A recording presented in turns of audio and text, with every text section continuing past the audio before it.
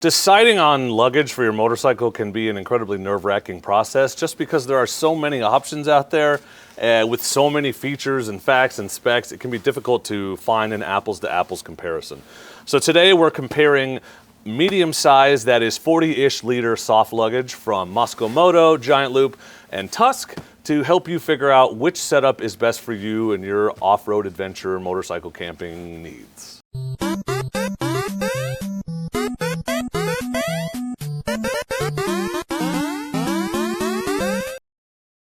This video is sponsored by Flying Eyes, who are responsible for my ability to see the camera and see what I'm filming and my notes today, thanks to my prescription Flying Eyes glasses, which we'll talk about in just a bit. Today we're looking at medium-sized rackless soft luggage. Three of the most popular companies that sell the most soft luggage for dual sport and adventure bikes are Tusk, Giant Loop, and Mosko Moto, and I have the 40-ish liter setup from each of those companies. So we're going to compare the Mosko Reckless 40 that you see here, the Giant Loop Coyote, and the Tusk Excursion bags. All these rackless bags mount basically the same way. They have 3 points of connection to the bike, 1 in the rear and 2 on either side. Generally, I go to the passenger foot peg mounts unless you have some sort of luggage-specific mount attached to your bike. Also, full disclosure, I used to run Giant Loop's YouTube channel. I'm no longer financially associated with them, but I may have some inherent bias from that time. However, I think that also means I probably know more about soft luggage than most people out there, even other people making videos, because I've used, touched, installed, and been involved with the design process of so much of it. Normally I go least expensive to most expensive, but today let's go most expensive to least expensive, starting with the Mosko Reckless 40. Let me just run down the specs, stats, and features of these bags for you. This is a 3-bag setup that is 2 leg dry bags and 1 dry bag in the middle, and this is not part of the system. It's my sleeping bag. We'll get to why it's outside the bag and not inside in a minute. Unlike the horseshoe design, which is all 1 bag, which is what the Coyote is. Capacity for this setup varies depending on which version you get. The very basic baseline setup is 2 14-liter leg bags and the 8-liter Stinger tail bag. That's 36 liters. You can add these aux packs. These are 4-liter dry bags to the outside. Perfect size for tool bag, first aid kit, whatever. You can add 2 of those and get your total capacity up to 44 liters. Price-wise, the base model with 36 liters is $699. Adding the aux packs to that takes it up to 44 liters. That is $850, and you can also swap out the duffel for a 22-liter duffel. That makes 58 liters. That is $870. The build materials for the Mosko bags, 1680D recycled ballistic nylon, and they're bomber Hypalon armor panels in the areas that are most likely to hit the ground. Assembly is required on these Mosko bags and the Tusk bags. That was my biggest shocker coming from the Giant Loop stuff, where you just throw it on the bike and go. You have to spend about an hour assembling this bag, adding the 2 leg bags to the centerpiece, adding the aux packs to the outside of the other bags. So there is some initial setup to be aware of. Comes with a heat shield, all 3 of them do. The luggage is adjustable. It is fully waterproof because each of the bags in the legs and the dry bag in the center are waterproof bags. They have a limited lifetime warranty, and then Mosko has a specific 2-year one-time repair or replacement. So if you manage to break the bags within the first 2 years, they will help you repair it or get you a discounted replacement. Up to 5 years if you have an accident, they will help you fix the bag or get you a discounted replacement. You need a police report for that though, so I'm not sure if it counts when you crash off-road. Probably it does, but it doesn't say that on the website. Disadvantages to the Mosko bags versus the others. It is the most expensive setup. It is the heaviest setup. It is a very complicated setup, and there are multiple setups. As I mentioned, just trying to explain it was confusing. It's not as straightforward as buy 1 bag, it's 39 liters. You gotta look at the setups and make sure you're getting what you want. That's also a pro because it's adjustable to your needs and you don't have to buy more than you need, but it isn't simple either. And the bags have a lot of available capacity, but the biggest con I've seen using this in the Reckless 80 is it just doesn't seem like it's very easy to get big bags in there, and it might be the same amount of storage as maybe an all-in-one bag, but I can't get as much stuff in. The perfect example is this sleeping bag. Okay, this is a reasonably sized sleeping bag. It's a backpacking-ish bag with a compression sack, but it's too wide to go in either of these leg bags. So I cannot put it in any of the luggage. It has to sit out on top. Not everyone has a $500 quilt that packs down this small. So I wanted to test all 3 of these setups with a reasonably sized bag, and unless I take this sleeping bag out of its sack and stuff it into one of these leg bags, in which case it will take up the whole bag, it doesn't fit. I can't get it inside the bag. So packing stuff into the separate bags is harder in my experience, and it's harder to get bigger items in. Now, the pros of this setup and all of the Mosko Reckless setups, the dry bag on the back includes a backpack strap. So the thing about Mosko is if you've ever thought of a feature that could be included in soft luggage, they have it. So you can turn that bag into a backpack and take it with you, take it off the bike, take it into the store, whatever you're doing, either to put your groceries in or just to keep your valuables with you very easily. And all of that is included, and it's all hidden away when you're not using it, so you always have it with you. The beaver tail is super versatile. You can see, because I used it here to attach this bigger sleeping bag that wouldn't fit in one of the bags, but you can put your jacket back here, you can put some firewood back here, a lot of options with strapping things to the outside of the bike with the beaver tail, and it's very generously sized, as you can see. There's external MOLLE webbing everywhere. There's a ton of opportunities to add. I added 2 extra bags and my bear spray to the Reckless when I was on the California BDR, so easy to get to stuff right on the outside. That's nice to have. A lot of the connection straps are removable, so you can repair them in the field,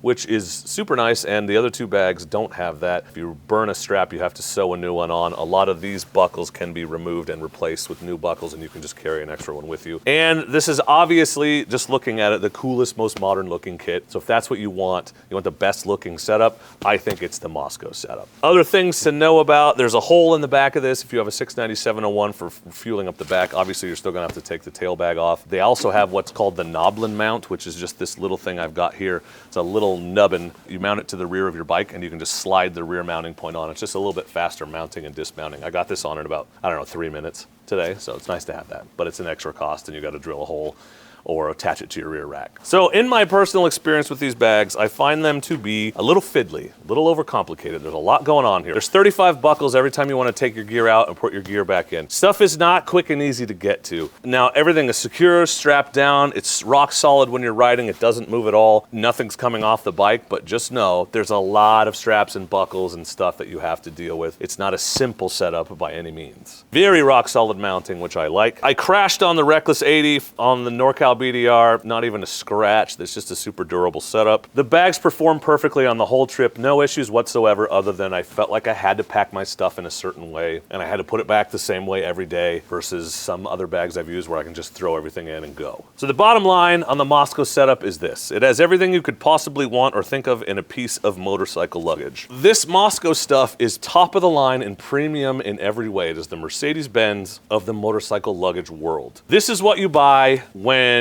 you know you're going to go camping and use the luggage a ton, and or you just want the best there is. But it is very expensive for a first timer or someone who's just not sure how much motorcycle camping they're gonna do.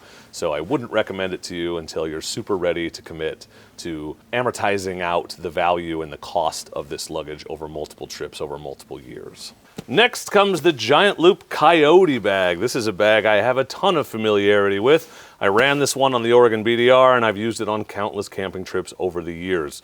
This is different than the other 2 bags, as you can see immediately, because it is a single bag, horseshoe-shaped design. This bag is not waterproof in and of itself, although I would say it is highly water resistant. The only place water comes in is at the seams, and even then you basically have to submerge it. But it comes with the included dry pods, so you can pack your gear in 3 separate places. So there's 2 leg bags and one that goes over the top like this. That keeps your gear completely dry inside, and you can pull those bags out individually while leaving the bigger bag on the bike. So it's not that dissimilar to the Mosko bag, except everything is self-contained in one setup. This is only 39 liters. That Mosko setup is 44, but I'm gonna tell you, it is not an apples to apples comparison in terms of storage, because shape and width of the storage areas matters. I got that sleeping bag in the leg of this bag.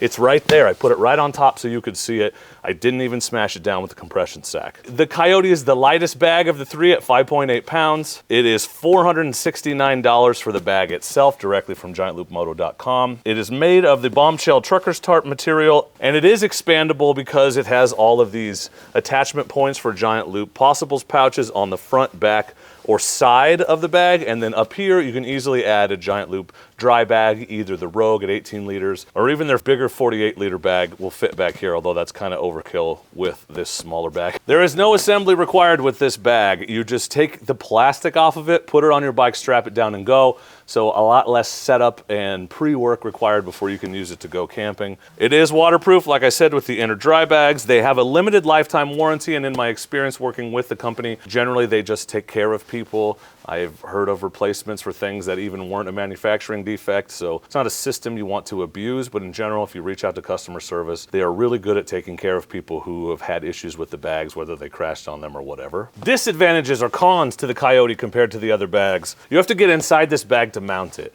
which makes it incredibly secure and easy to put on when it's empty, but if you're trying to remove it when it's full or get into it to adjust the mounting when it's full, it gets a little bit more complicated. Also, the single pronghorn strap on the inside is not enough to hold the bag down in super rough conditions with a lot of weight in the bag. You have to know to run these straps that go over the top to the beaver tail to a secure mounting point on the bike as well. I haven't seen it fail often, but we did have one issue with it on the Oregon BDR. Tim's strap inside his bag tore because he didn't have it attached any other way, and it was just bouncing up and down on some really rocky terrain. And it's not the coolest looking bag. It's outdated. It needs a redesign. It needs a refresh. Pure function, no form. It just looks like a pair of pants strapped to the back of your bike. It does the job and nothing else. No bells, no whistles, no extra crazy features, buckles, molly panels, none of that. It is a bag that you can put your stuff in that's mostly waterproof and incredibly durable and easy to get into and out of. It holds a bunch of stuff, but that's it. It is a simple, focused design. That's why it is the lightest of the options. Pros to this bag over the other two: one, the design is unique. So this horseshoe-shaped design, which is Giant Loop's original design, this was invented by Giant Loop, by Harold himself. One, the legs are wider than the dry bags on the Mosko setup. You can see that because I got that sleeping bag in here.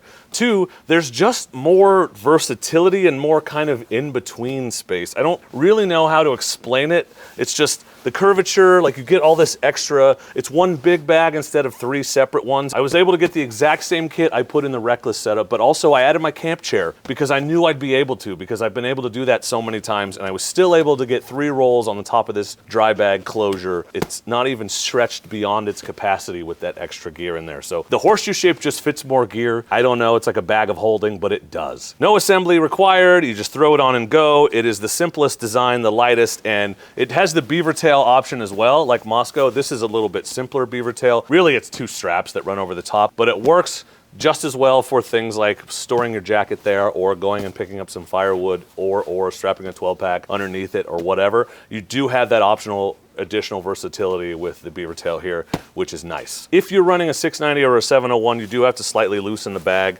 to get to the fuel point, although depending on where you mount it, you might be able to reach it. Tim was running a 690 when we did the Oregon BDR, and he just had it mounted far enough back that he could just kind of get the nozzle in there, but just know it doesn't have the whole pass-through that the other two have. So my personal experience with the Coyote is pretty much overwhelmingly positive. I ran it on the Oregon BDR. Like I said, Tim had these on his bike on the Oregon BDR. I've done countless camping trips. This is my go-to setup when I go out on a dual sport, or has been for the past few years. It fits the most stuff due to the horseshoe design, but it's not the best for day tripping. See, the other two have this advantage that that center bag can just come off, and you can just run the 2 side bags if you're just carrying snacks and stuff for a day trip. I generally take this bag off, and I'll put my Mojave, my smaller bag setup with just my tools and my tire kit in it when I'm on a day trip. But if you want to have extra room for snacks in your jacket or whatever, the 2 larger legs of the other bags are nice. This one, you can do that, but you have to kind of just roll down all this extra fabric, and it's just kind of goofy.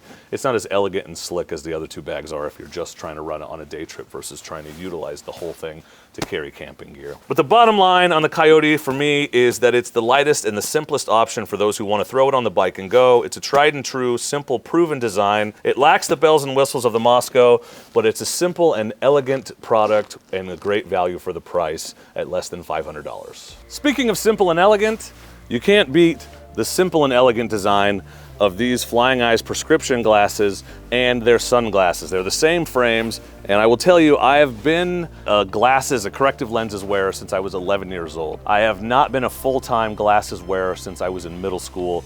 I have worn contacts for the last 20 plus years. I got these prescription Luzons from Flying Eyes a couple months ago.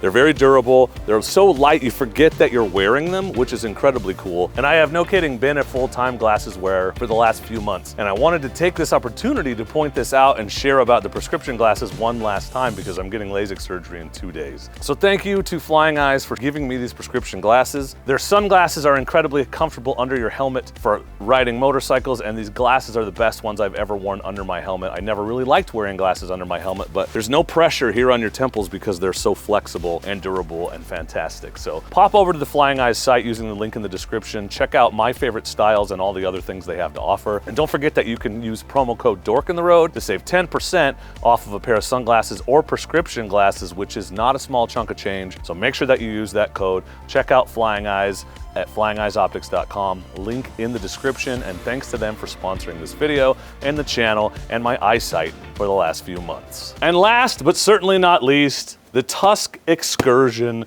setup. This is, like the Mosko setup, a 3-bag system. It is made of ballistic nylon with TPU reinforcements. The bags on the side themselves are not inherently waterproof, but you can add the Defender dry bags down inside, just like the Giant Loop bags, which will keep your gear perfectly dry and enable you to take the stuff out of your bags without taking the bags off the bike. This is the least expensive setup by a mile. The base setup, which is the 2 side bags and the smaller bag, which I had on here originally, the extra small duffel is $225. I had to go to the bigger, this is the small duffel, the 22 liter, to get my sleeping bag in here. So that's a little bit more expensive, and you can add these water bottle holders that you see that are perfect size for a water bottle, fuel bag. I got a tarp in one time pretty easily. So it's expandable, but the base setup is $225 and it goes up from there. Like the Mosko setup, you have to assemble this. It comes in 3 pieces. The legs have to be attached to the centerpiece, so it's not a throw it on and go like the Giant Loop bag. I reached out to Rocky Mountain to get some information on their warranty because it doesn't say anything on the website. I haven't received an answer yet, so warranty TBD. I know there is one.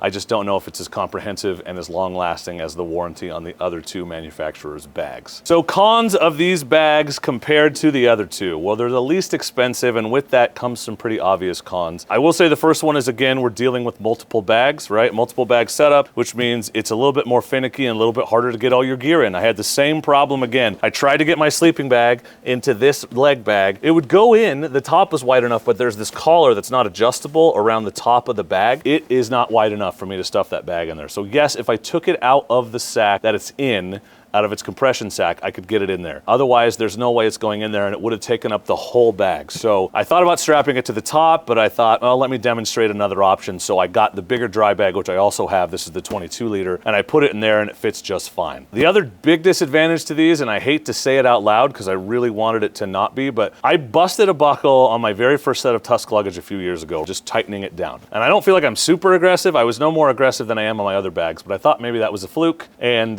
maybe I was just super aggressive that day. Well, I just broke another one tightening this down. It's the second time I've used these bags. So you have to be careful because the buckles just can't take the tightening down that the other ones can. The bigger buckles can, like these buckles can, but I'm talking about the mounting buckles, the smaller buckles. I've broken 2 of those. That is a concern. Once is a random happenstance, twice is a coincidence. If it happens again, it's enemy action. That concerns me because they're also not easily replaceable. But as far as cons go, those are the biggest ones in my mind. And then pros, the biggest advantages of this setup, 1, the price. Less than half the price of the Giant Loop setup and 1/3 the price of the Mosko setup for a similar amount of storage designed to do a similar thing, and a design pretty similar to the Mosko design, except the slide-in dry bags work a little bit differently because these bags are roll top.